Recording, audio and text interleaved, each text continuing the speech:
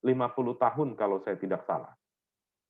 Jadi usia-usia yang renta baru bisa mendaftar sebagai pimpinan KPK, tapi figur-figur muda, akademisi, tertutup kemungkinannya untuk menjadi pimpinan KPK. Pembahasannya kilat, kurang dari 14 hari, rapat pengesahan pun tidak quorum, teman-teman. Dan di putusan MK kemarin dibacakan itu, tidak bisa menghitung itu hanya berdasarkan absen. Videonya MK tidak mendapatkan. Ini yang saya sangat sesalkan, teman-teman. Hakim itu punya kewajiban untuk menggali fakta-fakta material terhadap apa yang sedang disidangkan. Dan saya sulit membayangkan Hakim MK tidak bisa mendapatkan CCTV ketika rapat paripurna tersebut. Jangankan CCTV, orang di YouTube aja sudah banyak sebenarnya video-video yang menggambarkan bahwa forum itu hanya dihadiri oleh seratusan orang dari 560 atau 570 anggota DPR. Selanjutnya, teman-teman, itu masalah formilnya. Lalu problematika substansi. Yang pertama, soal independensi. Yang kedua, soal tafsir keliru pengawasan. Tugas berlebih Dewan Pengawas. Yang keempat, sengkarut penerbitan SP3. Saya coba persingkat materinya. Yang pertama, soal runtuhnya independensi. Teman-teman, pasal 3 Undang-Undang KPK itu menjadi jantung dari lembaga pemberantasan korupsi di Indonesia. Perihal independensi. Tapi karena ada putusan angket yang sangat bermasalah, putusan MK itu memasukkan 4 kata yang implikasinya sangat luar biasa, yaitu KPK adalah lembaga negara dalam rumpun kekuasaan eksekutif. Di sini permasalahannya. Kalau teman-teman cek lembaga pemberantasan korupsi di beberapa negara, itu sudah mengakomodir tentang konsep independen, tidak berada di bawah pengaruh kekuasaan eksekutif. Kenapa kita masih terus-menerus bergolak soal eksekutif ini? Kalau kita lihat, teman-teman, kita masih terus menganut konsep Montesquieu. Eksekutif, legislatif, yudikatif. Padahal negara-negara maju seperti Amerika tidak lagi menggunakan teori Montesquieu. Ada 5 cabang kekuasaan di Amerika, salah satunya adalah komisi independen, yang memang tidak berada di bawah rumpun kekuasaan manapun. Tapi kan kita tidak menganut seperti itu. Makanya terus-menerus dipaksakan KPK masuk dalam rumpun kekuasaan eksekutif. Selanjutnya, ada pertentangan atas hilangnya independensi.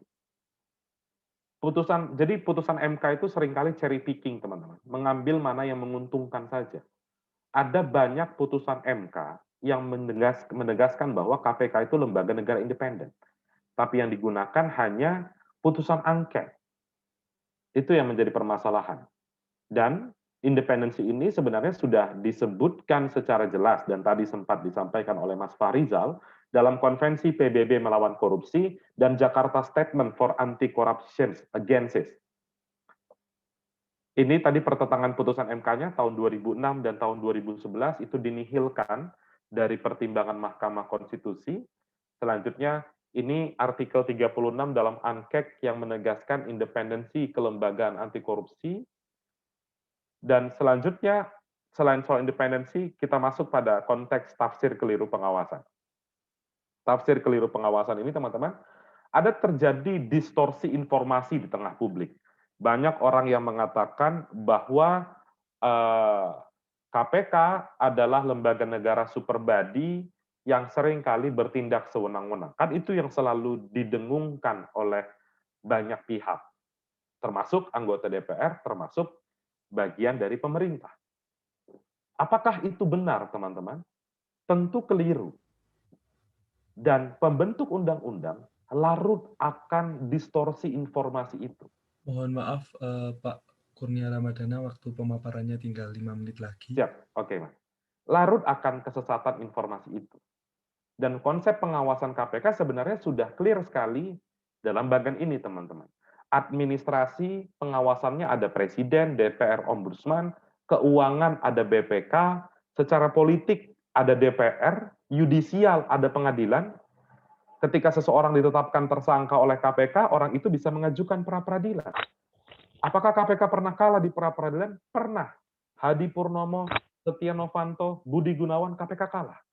Tapi KPK memperbaiki dan akhirnya terbukti secara sah dan meyakinkan dalam konteks Setia Novanto misalnya.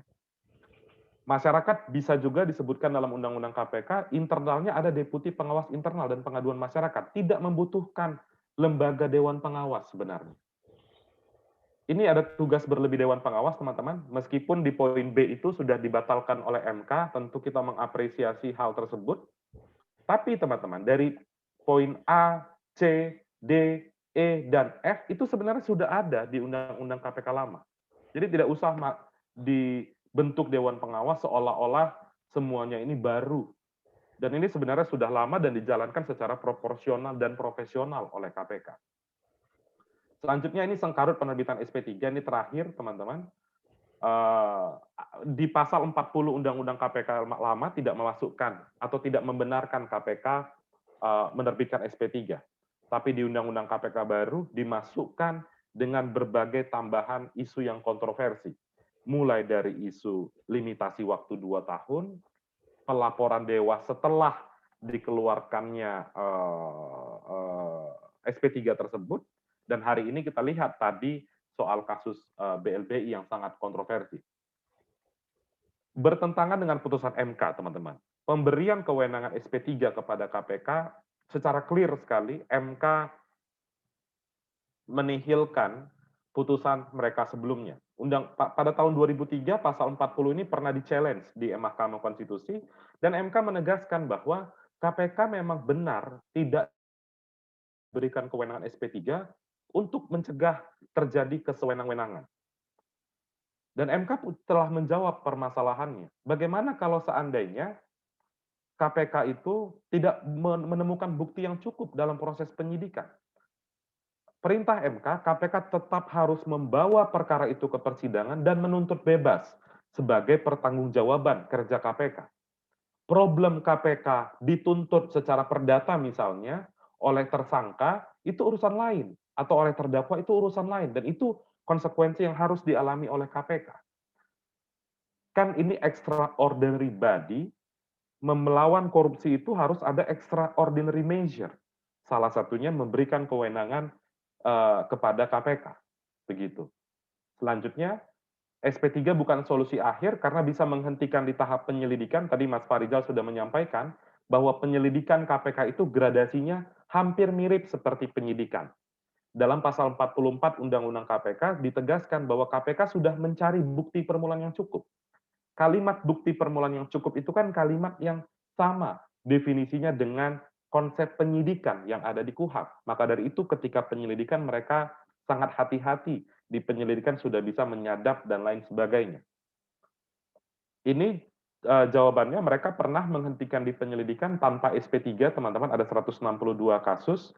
Selanjutnya bisa juga melimpahkan ke penegak hukum lain.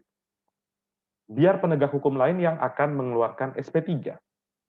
Misalnya, ini juga pernah terjadi di kasus Budi Gunawan dilimpahkan ke Kejaksaan Agung, kasus Pungli di UNJ dilimpahkan ke Polda Metro Jaya. Meskipun ada perdebatan di sini, tapi de facto-nya perkara itu dilimpahkan ke penegak hukum lain, begitu.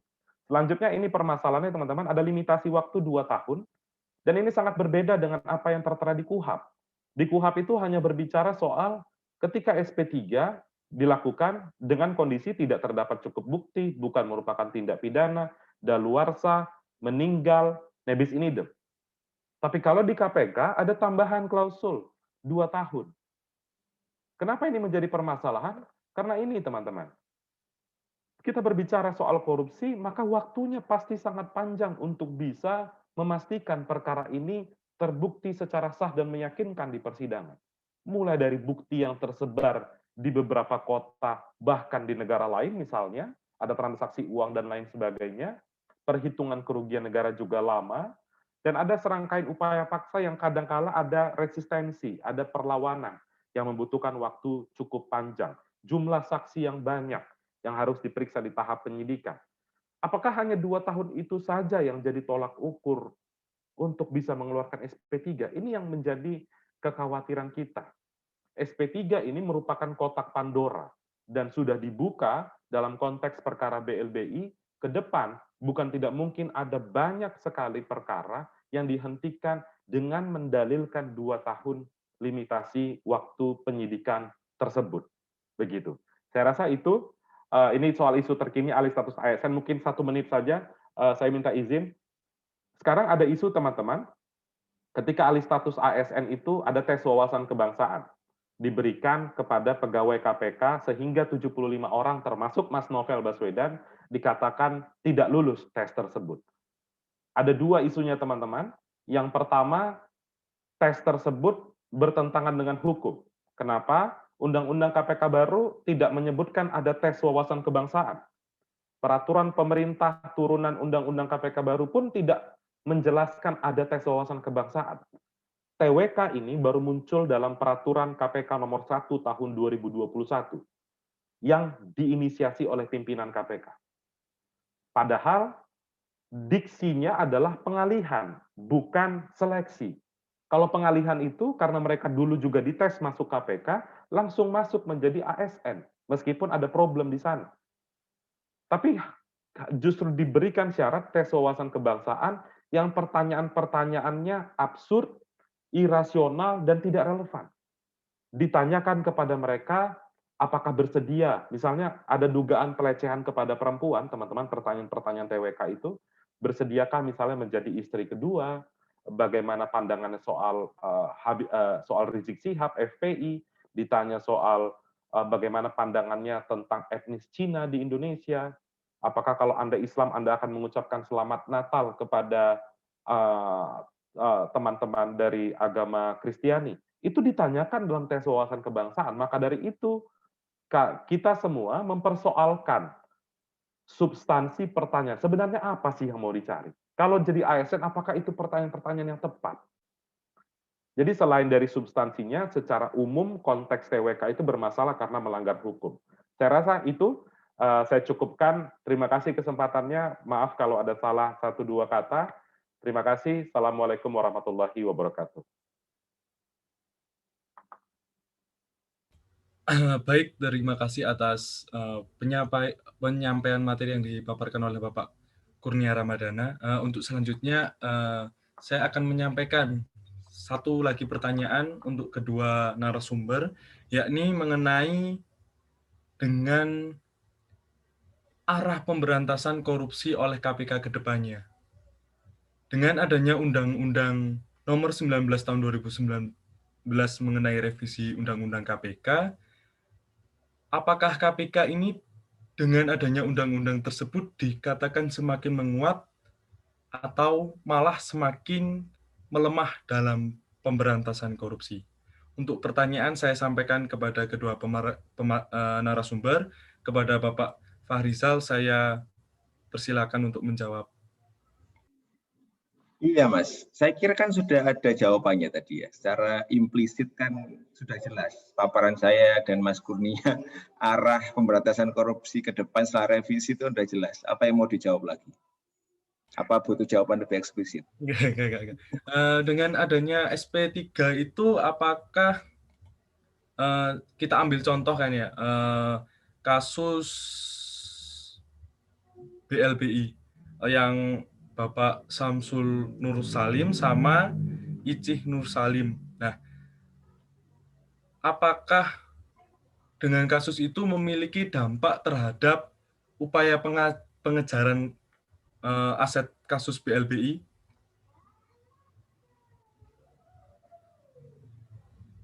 Siapa yang jawab ini Mas? Kepada Bapak dari Bapak Kurnia dulu deh, saya persilahkan.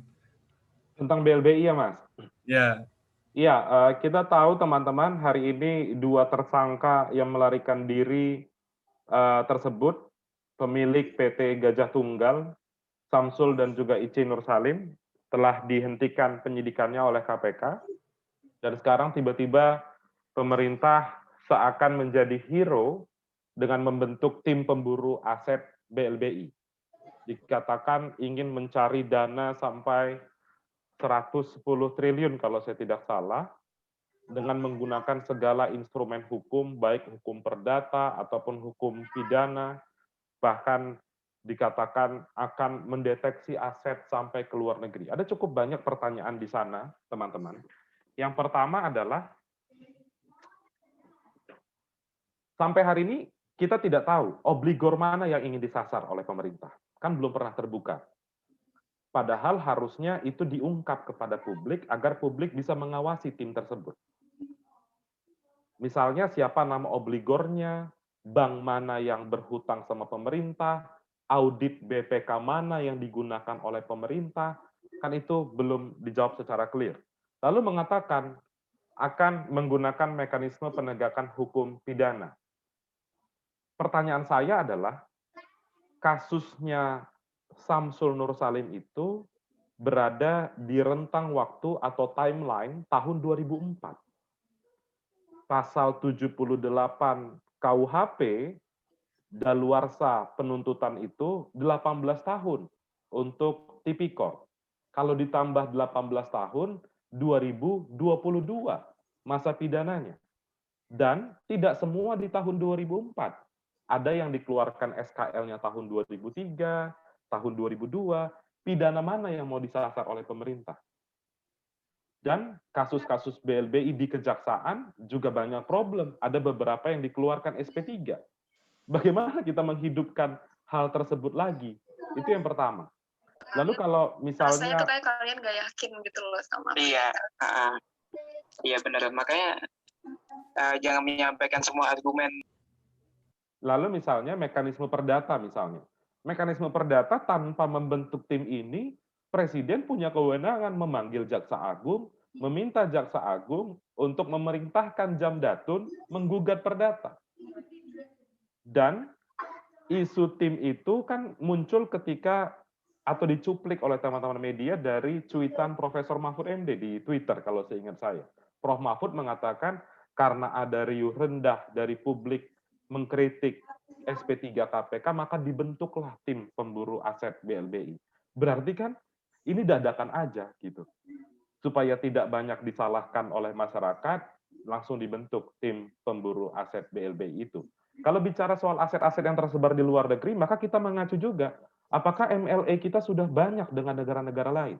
Apakah selama ini kita berhasil mendeteksi aset di luar? Deteksi mungkin iya, tapi memperolehnya kan itu menjadi tantangan sendiri. Tidak usah jauh-jauh, teman-teman. Di Singapura saja sampai hari ini masih menjadi problem soal perjanjian hukum pidana timbal balik. Jadi apa solusinya? Solusinya bukan membentuk tim, tapi mengundangkan rancangan undang-undang perampasan aset. Clear sekali. Perampasan aset itu sangat penting bagi pemberantasan korupsi dan kejahatan ekonomi lain, karena kita tidak berbicara soal pendekatan in personam lagi. Kita berbicara soal pendekatan in rem, bukan berbicara soal orang lagi, berbicara soal aset. Asetnya dihadirkan di persidangan, monggo kalau ada yang merasa punya, silahkan datang ke pengadilan, buktikan sebaliknya, kalau tidak bisa, aset itu dirampas untuk negara. Sesederhana itu. Dan ini sudah banyak sekali terbukti berhasil di negara-negara common law. Inggris, Amerika, Australia, sudah banyak dari tahun 80-an, tahun 70-an mereka sudah menggunakan instrumen regulasi ini. Jadi ke depan kita harus melihat lebih lanjut bagaimana kinerja hal ini dan mengamati proses pra-peradilan yang sedang diajukan oleh beberapa organisasi terkait dengan SP3 KPK dalam perkara BLBI di forum pra-peradilan. Kalau itu dimenangkan, maka KPK punya kewajiban hukum untuk membuka penyidikannya. Karena penyelenggara negaranya sebenarnya bukan ansih tunggal hanya Safruddin Arsa Tumenggung. Ada satu orang lagi penyelenggara negara yang sebenarnya bisa diusut oleh KPK. Teman-teman bisa cek siapa yang saya maksud di sini. Yang bersangkutan adalah mantan Menteri Perekonomian di era Presiden Ibu Megawati. Saya rasa itu, Mas Diki. Baik, terima kasih atas jawaban dari Bapak Kurnia Ramadana. Sungguh menarik sekali ya topik pada acara siang hari ini. Bagi seluruh peserta webinar, sekalian mungkin sudah memiliki banyak pertanyaan terkait materi yang sudah dijelaskan oleh Bapak Fahrizal dan juga Bapak Kurnia Ramadana. Nah, apabila kakak-kakak, teman, saudara sekalian memiliki pertanyaan, maka bisa dituliskan di kolom komentar mulai dari sekarang.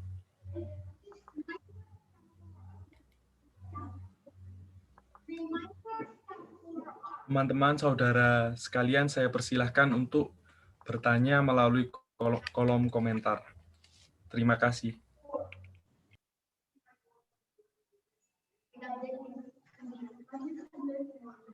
Sambil menunggu. Ya, ini ada pertanyaan dari Saudara Muhammad Arik Maulana. Untuk Saudara Muhammad Arik Maulana, saya persilahkan untuk on mic dan menyampaikan pertanyaannya.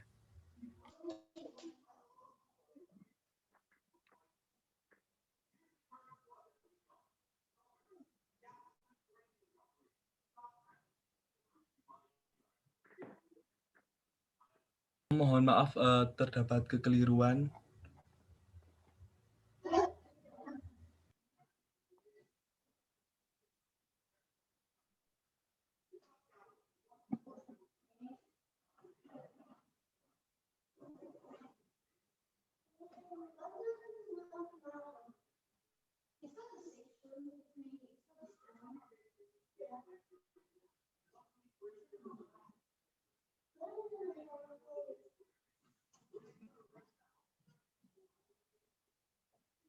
Sambil menunggu, saya boleh ngomong soal SP3 nggak?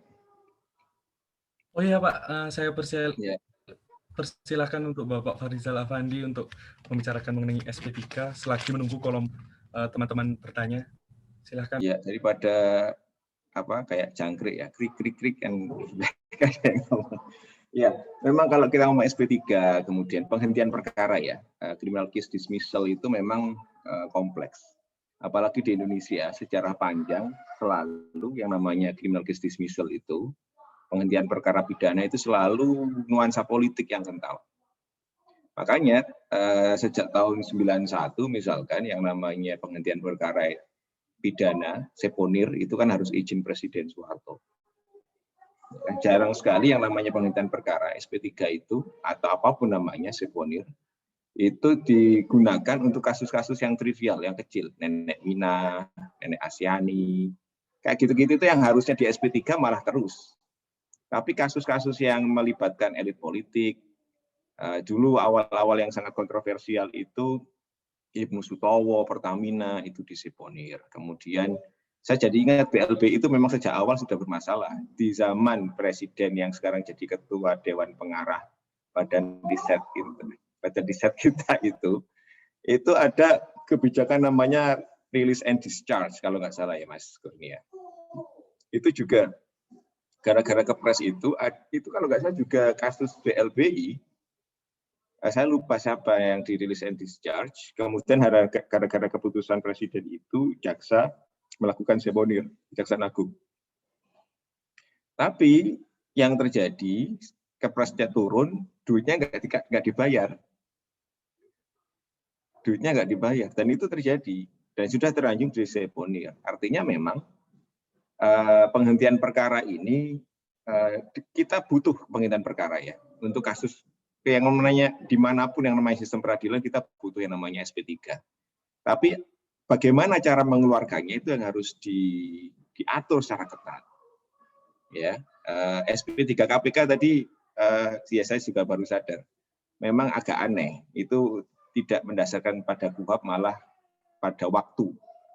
Itu sangat bermasalah, dan saya juga menyayangkan di Hakim MK itu ada orang pidana di sana, Pak Asmanto, ya kan?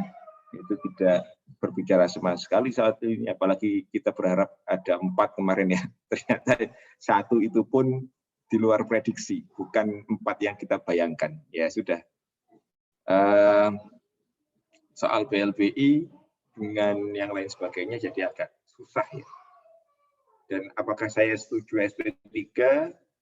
Ya, saya setuju SP3 sepanjang dengan syarat tertentu, dan itu normal ya, karena banyak faktor teknis yang tidak bisa kita prediksi ketika itu. Tapi memang kalau kita lihat sejarahnya, memori Van Tolechting, kenapa sih KPK tidak dikasih SP3? Ya memang sejarahnya panjang. Karena rentan dikorupsi, rentan disalahgunakan, dan itu terbukti sekarang. Sekarang ada perja restoratif justice, itu kejaksaan ya, yang penghentian perkara itu ya saya agak skeptis juga, agak kritis juga terhadap ini. Tapi itu agak mending karena kan yang disasar kasus-kasus ringan, ya kan, kasus-kasus ringan. Jadi saya agak oke lah gitu ya, meskipun saya banyak pertanyaan karena juga akan menjadi ladang koruptif kalau tidak diawasi dengan baik ya. Itu Mas Diki soal SP3. SP3 itu sebenarnya nggak masalah asal aturannya jelas dan bisa akuntabel, itu yang penting. Harus bisa dipertanggungjawabkan. BLBI di SP3 hanya gara-gara kasus Safruddin Kartanegara, itu kan juga kita orang hukum juga mikir, kenapa hanya gara-gara satu perputusan bisa jadi SP3, itu kan jadi aneh. Apakah itu jadi presiden? Sangat bisa jadi gitu loh. Ya kan, kalau pendekatannya seperti ini, dan KPK itu desainnya memang lembaga penuntutan ya. KPK itu kan lembaga penuntutan, ya prosecutor agency ya. Kalau harusnya ikut aturan juga guidelines on prosecutor itu. Jadi harus independen, termasuk promosi mutasinya, ya kan? Tidak bisa seperti ini, tidak bisa sewenang-wenang begitu. Dan memang riset saya di kejaksaan yang namanya promosi mutasi itu memang dari awal dulu itu dijadikan alat untuk kontrol pegawai. Kenapa jaksa tidak berani kritis ya, karena dia takut dimutasi ke luar Jawa, di demosi misalkan, tidak naik pangkat, itu kan menakutkan bagi pegawai. Dan itu kalau diterapkan di KPK ya repot ya. Itu Mas Diki. Baik, terima kasih. Ini dari partisipan ada yang raise hand. Untuk saudara Nadif Maulana, saya persilahkan untuk on mic dan menyampaikan pertanyaannya. Oke, sebelumnya Assalamualaikum warahmatullahi wabarakatuh dan selamat siang juga semua. Perkenalkan, nama saya Nadif Maulana. Saya di sini ingin bertanya kepada Pak Farizal Afandi. Nah, diketahui Samsudin Insinyur Salim ini kan pada tahun 2017 itu ditetapkan oleh KPK sebagai tersangka yang dia itu dijerat dengan penyertaan.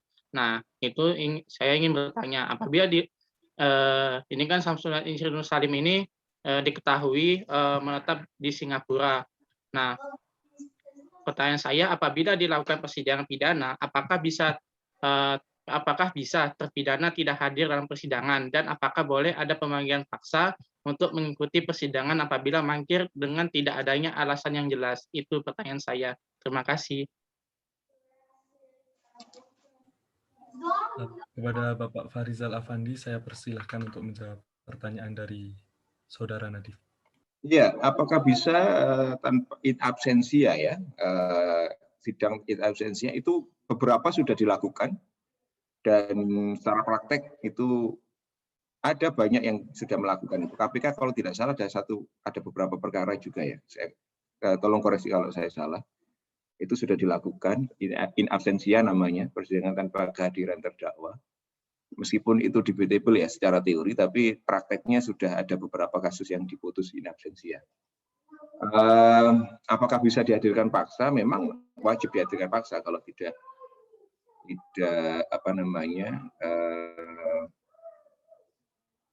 mau kooperatif. Makanya ada penahanan itu, penahanan selama masa persidangan itu kan takut terdakwa melarikan diri, ya kan? Tapi kalau sudah melarikan diri sebelum di sidang, lah ini masalahnya kan melarikan dirinya ke Singapura.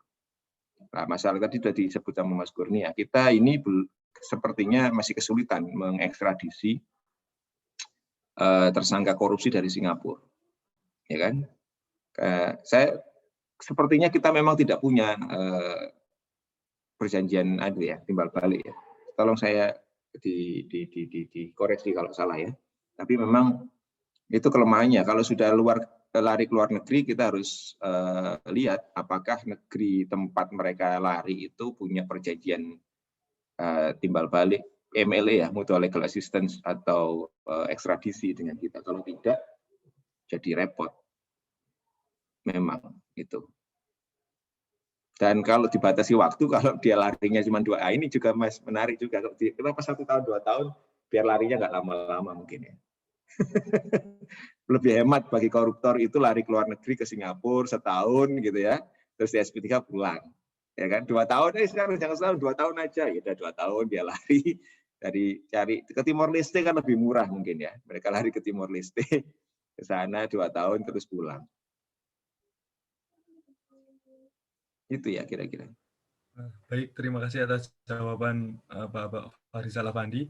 Apakah sudah menjawab pertanyaan dari Saudara Nadif? Sudah, terima kasih atas jawabannya Pak Farizal. Terima kasih. Baik, ini ada pertanyaan dari kolom chat yang ditujukan kepada Bapak Kurnia. Menurut opini Pak Kurnia, sebenarnya apa tujuan diadakannya TWK bagi pegawai KPK? Serta apa maksud atau arah dari pertanyaan-pertanyaan yang cukup kontroversial dalam TWK tersebut? Serta terhadap pertanyaan-pertanyaan yang mungkin kontroversial, apakah ada yang bisa dimintakan pertanggungjawaban atas dilayangkannya pertanyaan-pertanyaan tersebut? Kepada Bapak Kurnia Ramadana, saya persilahkan untuk menjawab pertanyaan tersebut. Terima kasih. Iya, terima kasih Mas Diki dan teman-teman yang bertanya tadi. Mungkin sedikit saya menambahkan ya, yang tadi soal BLBI. Benar sekali teman-teman bahwa dulu ada namanya Inpres 8 tahun 2002 kalau saya tidak salah. Dulu itu jadi harapannya para obligor BLBI itu dikenakan personal garanti. Apa itu personal garanti, teman-teman? Tatkala mereka tidak bisa membayar hutang kepada negara, maka anaknya, cucunya, cicitnya tetap dibebankan untuk membayar hal tersebut. Tapi ketika presidennya berganti kepada kemarin itu ketika Dewan Pengarah BRIN tadi yang disampaikan oleh Mas Fahrizal, diubah kebijakannya tidak menggunakan uang tunai, tapi menggunakan aset. Nah, ini yang menjadi permasalahan. Siapa yang menilai asetnya, apakah asetnya itu bermasalah atau tidak, dan itu yang terjadi pada konteks Samsul Nur Salim. Dia katakan asetnya senilai 4,8 triliun, ternyata ketika dijual hanya 220 miliar. Dan juga tadi soal MLE, ekstradisi, itu benar sekali, MLE kita belum banyak, teman-teman. Paling kita hanya bisa mencantolkan dalam ANKEK. ANKEK itu menyatakan bahwa setiap negara peserta ANKEK wajib membantu negara peserta lain untuk bisa menyita aset atau mendeteksi pelaku. Tapi kan konvensi PBB melawan korupsi ini tidak mengikat setiap negara kalau belum diratifikasi menjadi undang-undang. Ekstradisi kita juga masih rendah, praktis kemarin ekstradisi ya lumayan berhasil dalam kasus Maria Lumowa kemarin. Dari, saya lupa negara mana Maria Lumowa kemarin, kasus BNI di Jakarta. Selanjutnya, kita bisa lihat selain dari problematika MLE, ekstradisi ini memang penegak hukum kita itu seringkali berdamai dengan pelaku korupsi, teman-teman. Contoh realnya itu di kasus Joko Chandra. Bayangkan, kejaksaan, kepolisian bukannya menangkap, justru bahu-membahu membantu satu pesawat dengan Joko Chandra mengantar ke Kalimantan, dan ada keterlibatan Jaksa Pinangki di sana yang juga berkelindan dengan kasus tersebut. Meskipun kami tidak yakin hanya Pinangki seorang, ada beberapa lagi yang mungkin belum diusut tuntas oleh penegak hukum. Tadi yang soal BLBI, lalu pertanyaannya soal TWK. Kalau ditanya apakah setiap orang itu harus punya wawasan kebangsaan, harus. Soal bagaimana kita bisa menerapkan nilai-nilai Pancasila dan lain sebagainya, itu setiap warga masyarakat, tidak hanya pegawai KPK, mahasiswa, dosen, peneliti, akademisi, wajib punya wawasan kebangsaan. Tapi tatkala wawasan kebangsaan itu dilakukan sebagai intrik untuk menyingkirkan beberapa orang yang sedang mengusut perkara besar, dari 75 orang itu, teman-teman, kalau secara kasat mata, mereka itu sedang menangani, yang bagian dari 75 itu ya, sedang menangani perkara KTP elektronik. Mas Novel dan kawan-kawan. Sedang menangani perkara Bansos yang melibatkan Juliari Batubara. Sedang menangani perkara suap ekspor benih lobster yang melibatkan Edi Prabowo. Tiga ini adalah perkara yang sangat beririsan, sangat berkelindan, mudah ditarik benang merahnya dalam isu politik. Di sana ada partai warna kuning, ada partai warna merah yang mendominasi. Dan itu menjadi dominasi kekuasaan hari ini di DPR. Sehingga wajar jika masyarakat menduga terjadi kausalitasnya. Penyebabnya mereka menangani perkara besar, akibatnya mereka dihentikan. Dalam konteks pemberantasan korupsi, sulit kita untuk tidak suuzon dengan tindakan-tindakan yang terlihat konkret di depan mata kita. Pertanyaan-pertanyaannya tadi sudah saya sampaikan, sangat janggal sekali. Dan apakah pertanyaan ini fakta, teman-teman, saya kutip dari pemberitaan media, ada pertanyaan di sana yang sangat menggelitik begitu, sangat janggal. Bagaimana perasaan kita semua ketika kita ingin menjadi ASN, misalnya, kita ditanya, Anda pacaran sudah berapa kali? Ketika pacaran ngapain aja? Apakah Anda masih punya hasrat, misalnya? Itu pertanyaan-pertanyaan ditanyakan kepada pegawai KPK. Maka dari itu hari ini, Koalisi Perempuan sedang menggerakkan aksi advokasi untuk meminta pertanggungjawaban kepada KPK. Kenapa pertanyaan-pertanyaan ini justru muncul kepada pegawai-pegawai KPK selain konteks melanggar hukum tadi begitu. Dan hari ini kepastiannya belum ada untuk update ke teman-teman. Jadi bukan persoalan ada 1.200 yang lulus, sekian tidak lulus, tapi TWK-nya ini bermasalah. Dan update terakhir, 75 orang yang dinyatakan tidak lulus itu, meskipun belum dideklar oleh KPK siapa saja namanya, tapi mereka sudah tidak mendapatkan nomor induk pegawai. Jadi 75 orang, 30-an yang beredar di media itu tidak punya nomor induk pegawai, berarti clear. Mereka dianggap diberhentikan dari Komisi Pemberantasan Korupsi. Pertanyaan lanjutannya adalah apakah ini didesain sendiri oleh pimpinan KPK? Kita melihat konteks lagi. Hari ini teman-teman, kalau teman-teman lihat di media sosial, buzzer itu bergerak. Kemarin ketika kita diskusi tentang TWK ini, yang menghadirkan Mas Uceng, Prof. Azumardi, Mas Uceng, ada Mbak Nur Syahbani, ada Pak Busro, itu dihack forumnya. Tiba-tiba di kolom chat itu isinya maki-makian kepada narasumber, bahkan ada beberapa orang yang memutar video tidak senonoh dalam diskusi tersebut. Kalau kita kaitkan, buzzer ini muncul ketika apa sih? Ketika pemerintah diserang, mereka muncul. Jadi, TWK ini siapa yang mendesain? Nah, itu mungkin kita bisa menjawab tanpa harus menganalisis dalam-dalam siapa yang mendesain TWK ini. Saya rasa itu, Mas Diki. Baik, terima kasih atas jawaban dari kedua pemateri. Nah, di sini sebenarnya sudah banyak di kolom chat ada beberapa pertanyaan. Nah, namun kami memiliki keterbatasan waktu. Jadi kami mohon maaf kepada Rusgi Harto, kemudian Mas Laurentius Rakas, karena pertanyaannya mungkin bisa dijawab di lain forum. Nah, kemudian sebelum itu, saya mempersilahkan kepada Bapak Fahrizal dan juga Bapak Kurnia untuk menyampaikan closing statement-nya mengenai dampak revisi Undang-Undang KPK, terutama mengenai wewenang SP3 yang dikeluarkan oleh KPK. Untuk Bapak Fahrizal, saya persilahkan terlebih dahulu untuk menyampaikan closing statement-nya. Ya, terima kasih Mas Diki. Jadi, saya menyambut baik adanya diskusi ini dengan mengundang Mas Kurnia juga dari IJW, dan ini saya harapkan bisa memantik diskusi lebih dalam dan lebih jauh teman-teman mahasiswa ya soal masalah yang kita hadapi hari ini. Soal TWK tadi misalnya, itu juga harus dipahami juga sebagai ini kayak apa ya? Ada yang memanfaatkan politik identitas, gitu ya. Seperti yang terjadi di polarisasi pilpres beberapa hari yang lalu ya.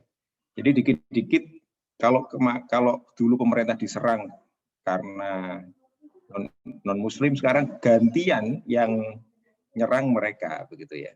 Dan saya ini aktivis NU ya. Ketika ada kemudian yang menyatakan ada pertanyaan soal kunut atau tidak, itu jadi aneh.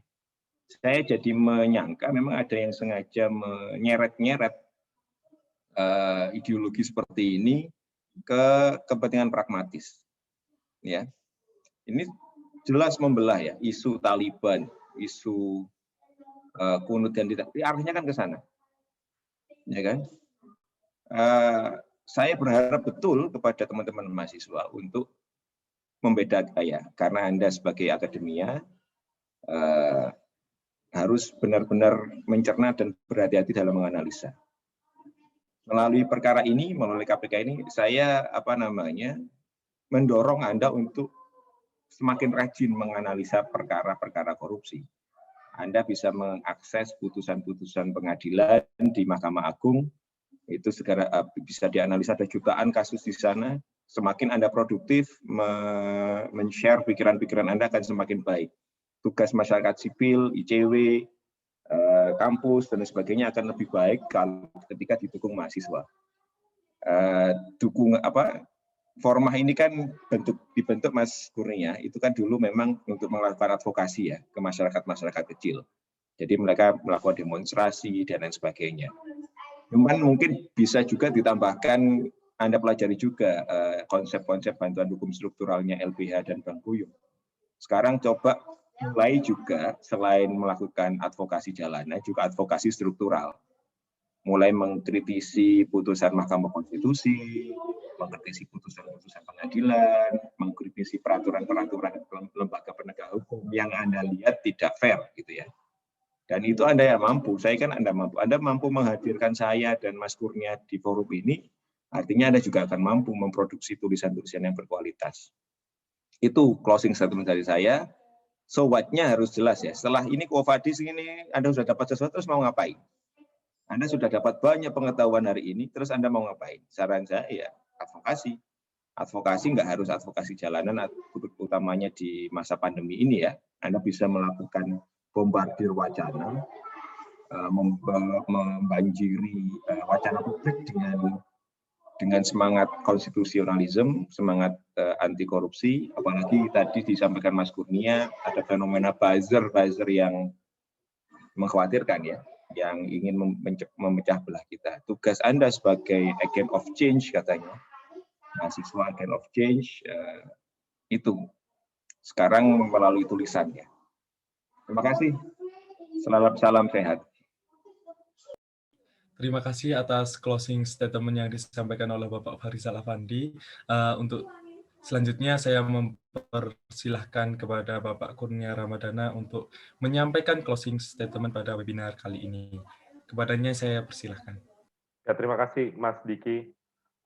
Saya sangat sepakat apa yang disampaikan oleh Mas Afrizal ya, Mas Fahrizal, bahwa isu KPK hari ini menjadi tanggung jawab kita semua, apalagi kepada warga terdidik yang diberikan akses untuk menempuh pendidikan, yang mampu untuk menalar berbagai permasalahan hukum yang sebenarnya tidak anti hukum, tapi sudah beyond the law. Ini udah persoalan politik yang kadang-kala kalau kita pakai satu pendekatan hukum, kita tidak menemukan jawabannya. Karena kalau pendekatan hukum semestinya kondisi tidak seperti saat ini. Dan banyak yang bisa teman-teman lakukan, meskipun memang sekarang mekanisme eksaminasi belum terlalu ditempatkan sebagai kritik publik yang baik terhadap sebuah putusan pengadilan, tapi rasanya itu penting. Dan ketika teman-teman nanti mengeksaminasi putusan pemberantasan korupsi, sangat banyak kelindannya dengan isu politik. Teman-teman bisa lihat di sana, ketika teman-teman cek pemberitaan, loh, kok nama si A ini banyak ya disebut di sini, tapi di putusan hilang. Di putusan itu disebutkan turut serta, kok penyidikannya sampai sekarang nggak ada terhadap orang ini. Nanti teman-teman akan melihat fenomena itu, dan putusan Mahkamah Konstitusi itu kemarin menjadi penutup saya rasa advokasi Undang-Undang KPK. Kita semua sudah kalau istilah Pramudianan tutur tuh, kita sudah melawan sebaik-baiknya, melawan sehormat-hormatnya, tapi putusannya ternyata jauh dari ekspektasi kita. Di sana teman-teman bisa melihat bagaimana, kalau kata Mas Uceng, saya mengutip kata-kata Mas Zainal Arifin Mokhtar, tidak butuh syarat sebagai negarawan untuk bisa menuliskan putusan-putusan di Mahkamah Konstitusi kemarin ketika memutus judicial review Undang-Undang KPK baru. Teman-teman bisa berupaya misalnya untuk mengecek apakah semua uji material sudah dilakukan. Kalau belum, teman-teman bahkan bisa melakukan uji material di Mahkamah Konstitusi tentang Undang-Undang KPK baru tersebut. Dan juga terkait dengan isu substansi terkini, soal TWK, tes wawasan kebangsaan, kami di Koalisi Masyarakat Sipil yang di Jakarta sangat membutuhkan waktu, tenaga teman-teman dari Formah Fakultas Hukum Universitas Brawijaya untuk bisa menggaungkan isu ini, memberitahukan kepada publik bahwa nasib pemberantasan korupsi sedang di ujung tanduk, ada banyak penggawa-penggawa KPK, bukan kita menganggap Novel Baswedan itu adalah seorang pahlawan sendiri di KPK, bukan itu. Tapi pesannya adalah simbol Novel yang selama ini sudah menyumbangkan satu matanya untuk pemberantasan korupsi, justru dihargai dengan kegagalan tes wawasan kebangsaan yang dilakukan hanya 2 hari atau 3 hari oleh KPK. Maka dari itu kami sangat menunggu langkah-langkah teman-teman dari Formah Fakultas Hukum Brawijaya. ICW sangat membuka, kapan saja silahkan kabarin, bisa melalui saya atau melalui teman-teman lain di ICW. Kami sangat membuka kesempatan bagi teman-teman untuk bisa berkontribusi lebih lanjut dalam advokasi KPK hari ini. Dan terima kasih saya sampaikan sekali lagi telah mengundang saya dan telah memberikan kesempatan saya untuk satu forum dengan Dr. Fahrizal Afandi. Terima kasih, selamat sore, Assalamualaikum warahmatullahi wabarakatuh.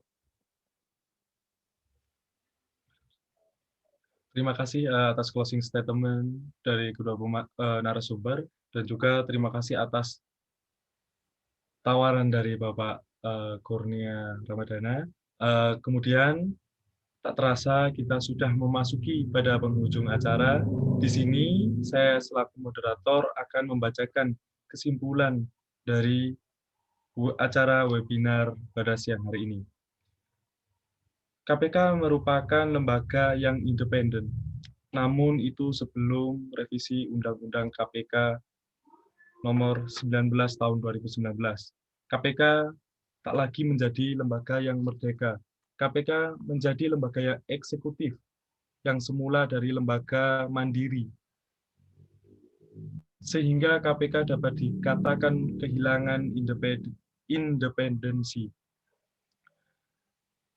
Dengan menitikberatkan 5 tahun terakhir, kinerja KPK mengalami penurunan. Hal ini bisa dilihat dari indeks persepsi yang menurun. Kemudian, revisi Undang-Undang KPK menihilkan demokrasi dengan substansi yang amburadul dan juga mengerdilkan demokrasi itu sendiri. Mengutip kata-kata yang disampaikan oleh Bapak Kurnia, bahwa sejak awal memang negara tidak menginginkan pemberantasan korupsi berjalan dengan optimal.